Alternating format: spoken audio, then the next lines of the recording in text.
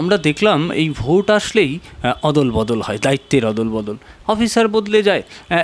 এমনটাই ঘটেছে লাভলি মৈত্রর স্বামী, ডিসি সাউথ সরিয়ে দেওয়া হয়েছে। এবার নির্বাচন আসরে নেমেছেন কিন্তু মমতা ব্যানার্জি, যে কি দোষ ছিল বিধায়িকার স্বামী তাই সরিয়ে দিল, এ আবার কি? দ্বিতীয় কথা, লাভলি মৈত্র কিন্তু বলেছেন যে যতবার এরকম সরাবে ততবারই তৃণমূল জিতবে। দেখুন, নির্বাচন কমিশন তারা ঠিক করেন কাকে কোথায় পোস্টিং দেবেন, কাকে দিয়ে নির্বাচন প্রক্রিয়ায় কোন স্তরে অংশগ্রহণ করিয়ে নির্বাচনটি সুষ্ঠুভাবে সম্পন্ন করবে। এখন তৃণমূল কংগ্রেস চায় যে তৃণমূল কংগ্রেস পারলে নিজের বাড়ির লোকদের দিয়েই পুরো নির্বাচন প্রক্রিয়াটিকে সম্পন্ন করে ফেলবেন। মানে তৃণমূল কংগ্রেসের সবথেকে ভালো আইডিয়াল কন্ডিশন কী হবে বলুন তো?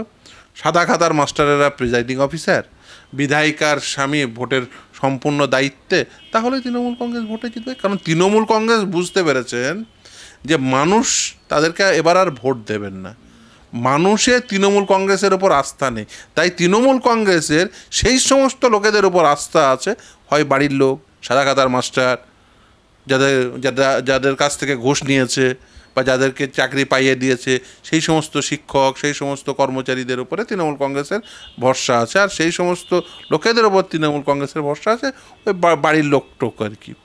সেই জন্য বিধায়িকার স্বামী নির্বাচন প্রক্রিয়ার মধ্যে থাকলে তাদের সুবিধা হতো। এখন বুঝতে পারছেন যথেষ্ট অসুবিধার মধ্যে পড়বেন, সেই অসুবিধার কারণে এখন তৃণমূল কংগ্রেসে একটু গোসা হয়েছে আর কি। একদমই তাই। সে বিষয়ে তো একটা বিষয়, আরও একটি বিষয় শিল্প। এই যে টাটা চলে যাওয়ার পর থেকেই রাজ্যে আর শিল্প, বড় শিল্প অন্তত আমরা দেখিনি, উদ্বোধন হতে দেখেছি, বেশ কিছু শিলান্যাস দেখেছিলাম। এবার আমার প্রশ্ন হচ্ছে, রচনা ব্যানার্জি হুগলিতে প্রার্থী হয়েছেন এবং প্রচুর শিল্প তিনি যাত্রাপথে দেখেছেন এবং তার থেকে বেরোনো ধোঁয়া, সে শিল্প কলকারখানা থেকে নির্গত ধোঁয়াও তিনি দেখেছেন। আপনি এরকম আপনার এই সাদা কালো পোশাক, আইনের একজন ছাত্র হিসাবে আপনি যদি বলুন যে আপনার সাদা চোখে কটা শিল্প দেখলেন? দেখুন, আমি এর আগে বারবার বিভিন্ন মাধ্যমে বলেছি, সামাজিক মাধ্যমে বলেছি, বৈদ্যুতিন মাধ্যমে বলেছি যে মমতা বন্দ্যোপাধ্যায়ের সমস্ত রকম ছবি পাবেন। মমতা বন্দ্যোপাধ্যায় নাচছেন, ছবি পাবেন। মমতা বন্দ্যোপাধ্যায় আঁকছেন, ছবি পাবেন। মমতা বন্দ্যোপাধ্যায় পুজো উদ্বোধন করছেন, ছবি পাবেন। আচ্ছা, আপনি বলুন তো, মমতা বন্দ্যোপাধ্যায় মুখ্যমন্ত্রী হওয়ার পর একটা ছবি আপনি পাবেন কি যে মমতা বন্দ্যোপাধ্যায় একটা শিল্প কারখানার ফিতে কাটছে? পারলে আমি বলবো, আপনার নিশ্চিতভাবে আপনাদের দর্শকদেরও বলবো, পারলে একটি ছবি আমাকে পাঠাবেন বা কমেন্ট বক্সে বলবেন যে কোন দিন মমতা বন্দ্যোপাধ্যায়কে এই ধরনের ছবি দেখেছেন বা এই ধরনের অনুষ্ঠানে দেখেছেন, বলতে পারবেন? টাটা চলে যাওয়ার পরে এই রাজ্যে একটা সূচের কারখানাও হয়নি। মমতা বন্দ্যোপাধ্যায়ের উপর বিশ্বাস করে কোনো শিল্পপতি এই রাজ্যে ইনভেস্ট করবে? কারণ মমতা বন্দ্যোপাধ্যায় তো তার পরিচিতি হচ্ছে শিল্প তাড়োয়া হিসেবে প্রথম। দ্বিতীয় হচ্ছে, ধরুন একজন শিল্পপতি দমদম এয়ারপোর্টে যেই নামবে, হাত পেতে তো সব দাঁড়িয়ে পড়বে। ওই শিল্প স্থাপনের জন্য ইট ফেলার আগে হাত পেতে দেবে। এ বলবে আমাকে দাও, ও বলবে আমাকে দাও। ফলে এই রাজ্যে মমতা বন্দ্যোপাধ্যায় যে ধরনের প্রশাসন চালান এবং মমতা বন্দ্যোপাধ্যায় যে ধরনের রাজনীতি করতে অভ্যস্ত, সেখানে এই শিল্প স্থাপন, কর্মসংস্থান এসবের কোনো স্থান নেই। মমতা বন্দ্যোপাধ্যায়ের রাজনীতিতে কিসের স্থান আছে? দুর্নীতির, দুষ্কৃতীদের, এই সমস্ত মমতা বন্দ্যোপাধ্যায়ের রাজনীতিতে এই সবগুলোর স্থান আছে। কোনো উন্নয়ন দেখতে পাবেন না, কর্মসংস্থান পাবেন না, শিল্পোদ্যোগ পাবেন না, শিল্প স্থাপন পাবেন না। আর ধোঁয়া, অনেকেই তো অনেক ধোঁয়া দেখেন।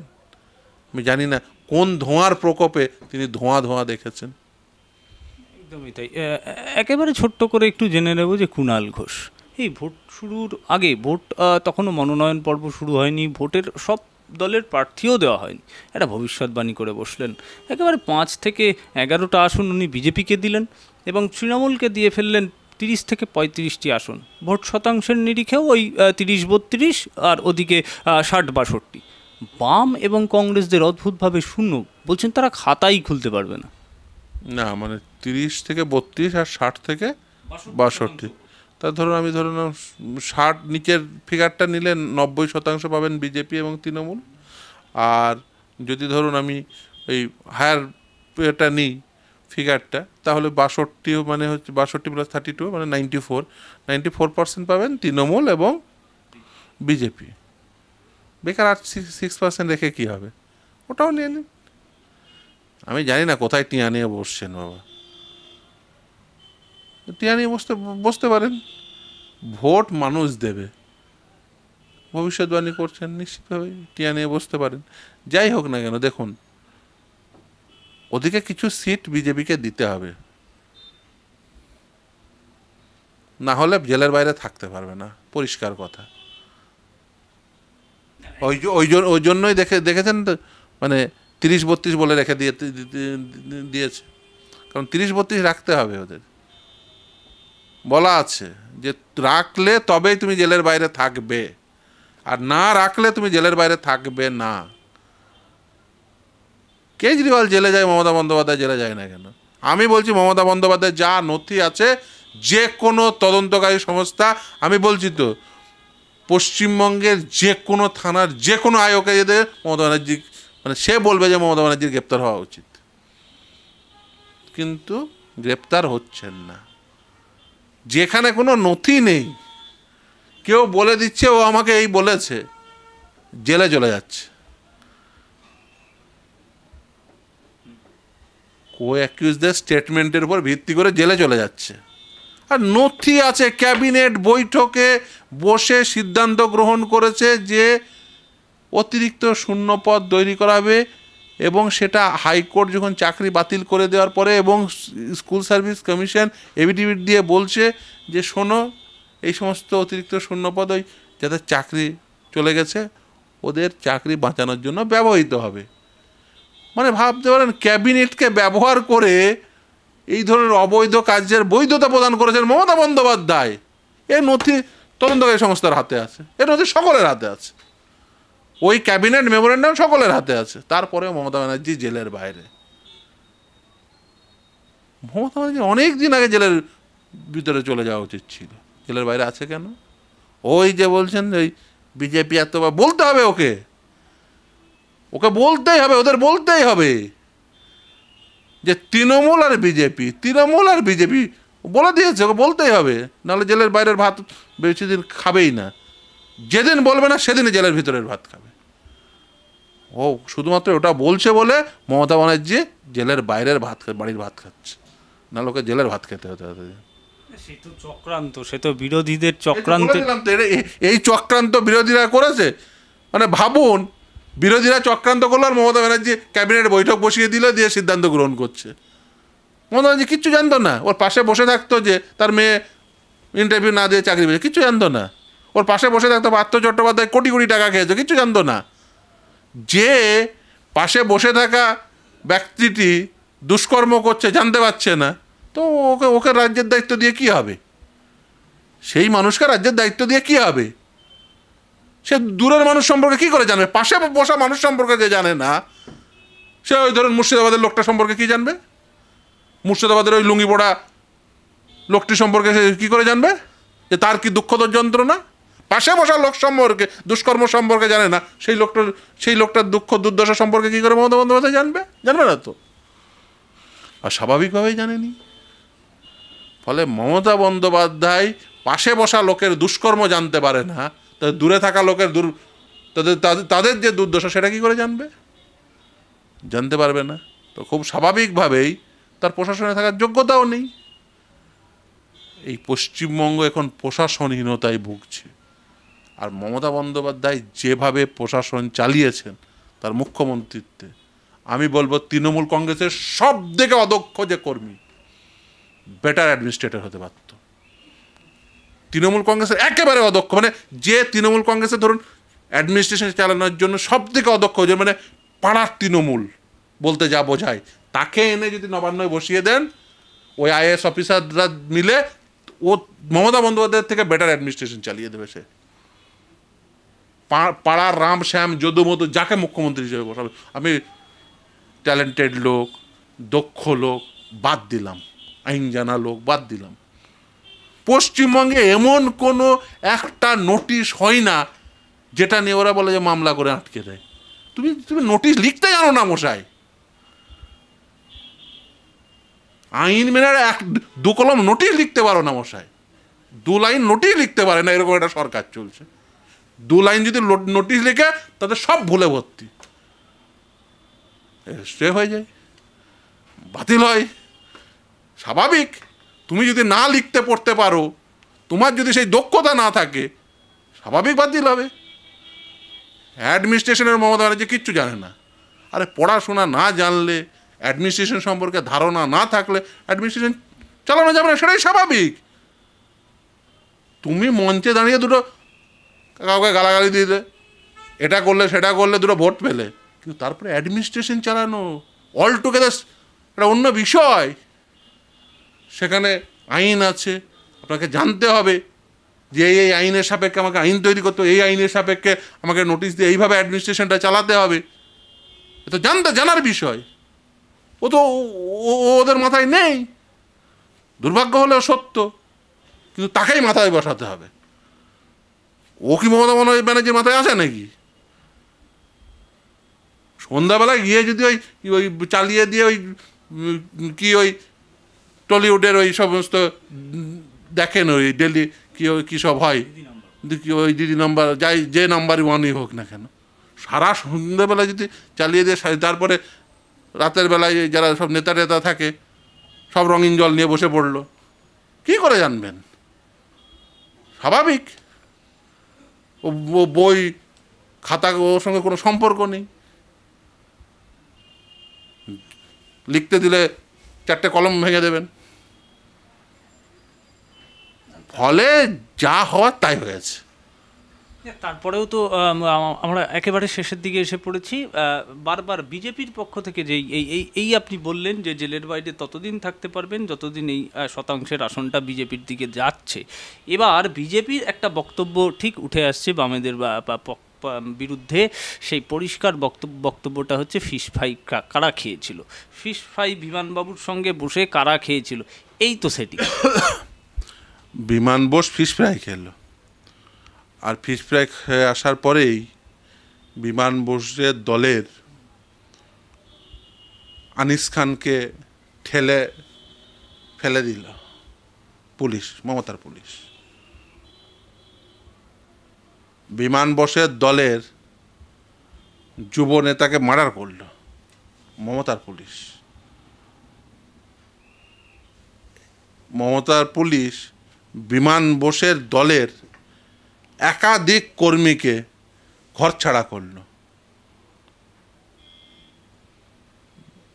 ফিশ ফ্রাই একদিন গেছিল, গিয়ে তাদের দাবি দাওয়া জানাতে গেছিল। বিমান বোস, আপনারা হয়তো জানেন কি না জানি না, ব্যক্তিগত জীবনে তিনি কি খান এটা জানলে অনেকে অবাক হয়ে যাবেন। আমি একটা জিনিস আজকে রিভিল করছি, পারলে কোনো দিন পার্টির অন্যান্য নেতাদের কাছ থেকে ভেরিফাই করে নেবেন। উনি সেই 1990 সাল 92 সাল থেকে একদিনও ভাত খান না। দুপুরবেলাতে ওই মুড়ি আর শশা খেয়ে দিন চলে, আর লাল চাটা খান। ফলে বিমান বোস কি ওই ফিশ ফ্রাই খেয়ে বিমান বোস গলে যাবে, এ কথা বলা মূর্খামি। আর বিমান বোস অলটুগেদার অন্য স্তরের মানুষ। পশ্চিমবঙ্গের রাজনীতিতে বিমান বোসেদের দরকার। দুর্ভাগ্য হলেও সত্য, পশ্চিমবঙ্গের রাজনীতিতে বিমান বোসদের অভাব ঘটছে। আর সেজন্যই মমতা বন্দ্যোপাধ্যায়রা জাঁকিয়ে বসছে। পশ্চিমবঙ্গের রাজনীতি ত্যাগের রাজনীতি ছিল, কিন্তু দুর্ভাগ্য হলেও সত্য, মমতা বন্দ্যোপাধ্যায়ের ক্ষমতায় এসে দেখিয়ে দিয়েছে পশ্চিমবঙ্গের রাজনীতি হবে ভোগের রাজনীতি। বিমান বোসরা পশ্চিমবঙ্গের রাজনীতির ত্যাগের রাজনীতির পরিচয় রাখে, আর মমতা বন্দ্যোপাধ্যায়রা পশ্চিমবঙ্গের রাজনীতিতে ভোগের রাজনীতির পরিচয় বহন করে। একদম ছোট্ট করে একটু জেনে নেব যে মোহাম্মদ সেলিমকে কি দক্ষিণবঙ্গে কোনো সিট সেভ বলে মনে হলো না, তাই ঠিক অধীরগড়ের পাশেই মুর্শিদাবাদে পাঠানো হলো, এরকমই কিন্তু রাজনৈতিক মহলের একটা জল্পনা।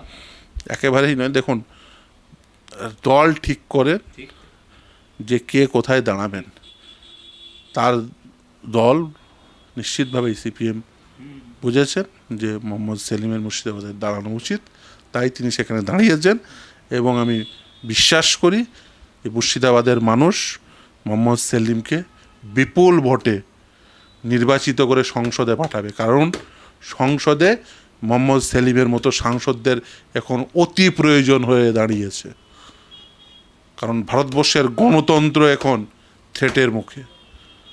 ভারতবর্ষের এই গণতান্ত্রিক কাঠামো কতদিন টিকিয়ে রাখা যাবে, এই নিয়ে যথেষ্ট প্রশ্নের সম্মুখীন হচ্ছি। একটা স্বৈরাচারী শাসক তার দাঁত নোখ বের করে সকলের দিকে তেড়ে আসছে। আপনি ভাবুন, কখনো ভাবতে পেরেছিলেন যে একটা শাসক পৃথিবীর ইতিহাসে সব থেকে বড় দুর্নীতি করেছে ইলেকট্রাল বন্ড? একজন শাসক বিরোধী, আপনার 5টা বক্তব্য থাকতে পারে, আপনি ভাবেন সিপিএমকে 11 কোটি টাকার ইনকাম ট্যাক্সের নোটিশ পাঠিয়েছে, কংগ্রেসকে প্রধান বিরোধী দল। বিজেপি তো বলছে ইলেকটোরাল বন্ডের পরিষ্কার বক্তব্য যে কোথা থেকে নির্বাচন চলবে, এই তো পরিষ্কার টাকা ব্যবসায়ীরা ভালোবেসে দিচ্ছে ইলেকটোরাল বন্ডের মাধ্যমে, ব্যাংকের মাধ্যমে। এই তো ক্ষতির কিছু নেই, কিভাবে নেব, কিভাবে প্রসেস তো ইলেকটোরাল বন্ড। একদম ইলেকট্রাল বন্ডে নেবেন, কিন্তু সে তথ্যটা দেবেন না। আপনাদের আইন কি ছিল? আইন কে তৈরি করেছিল? এই আইন কে তৈরি করেছিল যে আমি যার কাছ থেকে পয়সা নেব জনগণকে জানাবো না কার কাছ থেকে পয়সা নিচ্ছি। আপনি তো ইলেকশন লড়বেন, জনগণের ভোট চাইবেন, জনগণের সামনে সেই স্বচ্ছতা কেন থাকবে না? এটা চোরের মতো কেন পয়সা নেবেন? অ্যাকচুয়ালি তো ইলেকট্রাল বন্ড চোরের মতো পয়সা নেওয়া, তো তোলাবাজি। দুটো কাজ করেছেন। একটা কাজ করেছেন যে বাড়িতে ইডি পাঠিয়ে দিয়েছেন, সিবিআই পাঠিয়েছেন, দিয়ে তোলাবাজি করেছেন এক ধরনের ব্যবসায়ীদের কাছ থেকে। আর এক ধরনের ব্যবসায়ীদের কাছ থেকে যে যা বাবা আজকে টাকা দে, কালকে বরাত পাবি, এবং সেটাই হয়েছে। এবং সেই বরাত পাওয়া সংস্থাগুলো এমন কাজ করেছে, কারণ ওদের তো টাকা দিতে হবে। ধরুন 10,000 কোটি টাকা বরাত পেয়েছে, ওকে 500 কোটি টাকা আগেই দিয়েছে, 10%, 20%, 5% করে সব আগেই সব নিয়ে নিয়েছে। তুমি তো কালকে বরাত পাবে, আজকে টাকা দাও। টাকা দিয়েছে, তারপর বরাত দিয়েছে। স্বাভাবিকভাবেই কাজের কোয়ালিটি খারাপ, ভেঙে গেছে, দেখেছেন, ভেঙে পড়েছে, স্ট্রাকচার ভেঙে পড়েছে। আপনি ভাবুন, আর একই জিনিস করেছে তৃণমূল কংগ্রেস।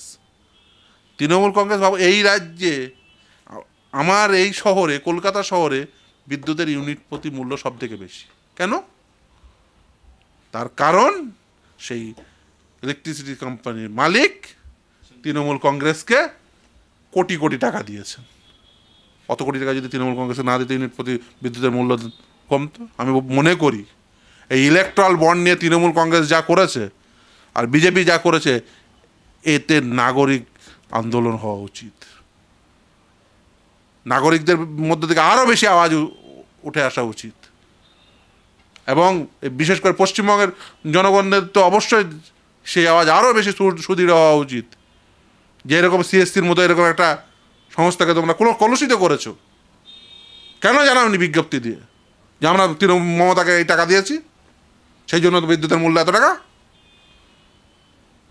যে ওষুধ কোম্পানি ওষুধ ব্যান হয়ে যাওয়া উচিত, আপনাদেরকে কুরে করে মারছে এরা। সেই ব্যান কোম্পানির ওষুধ বাজারে চলেছে, তার কারণ ওষুধ কোম্পানি টাকা দিয়েছে, বিজেপিকে টাকা দিয়েছে। সেই ওষুধ খাচ্ছেন আপনি, খেয়ে আরো শরীর খারাপ হচ্ছে। ইভেন আমি বেশ কয়েকজন ডাক্তার বন্ধুর সঙ্গে কথা বলছিলাম যে আগে ওষুধের যে এফেক্ট হতো, হয় না। এতদিন বুঝতাম না, এখন বুঝছি কেন হয় না। তার কারণ কোয়ালিটি স্বাভাবিকভাবে পড়বে। আপনাকে যদি, ধরুন আপনি একটা ওষুধ কোম্পানি হিসাবে আপনাকে যদি একটা বৃহৎ অংশ তুলে দিতে হয় এই তোলাবাজদের হাতে, তো তোলাবাজি করেছে বিজেপি আর তৃণমূল। এই ইলেকট্রাল বন্ডের নামে যা করেছে সেটা হচ্ছে তোলাবাজি, ডাকাতি করেছে। জনগণকে পুরোপুরি অন্ধকারে রেখে ডাকাতি করেছে।